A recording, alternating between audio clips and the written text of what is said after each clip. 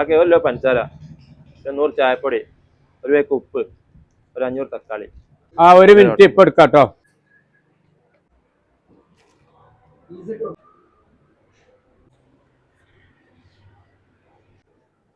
എത്ര പൈസ എത്ര?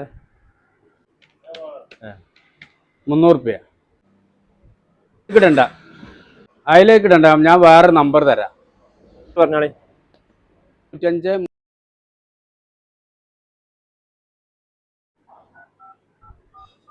14.75 അല്ലേ? ആ എന്നാ ശരി കേട്ടോ.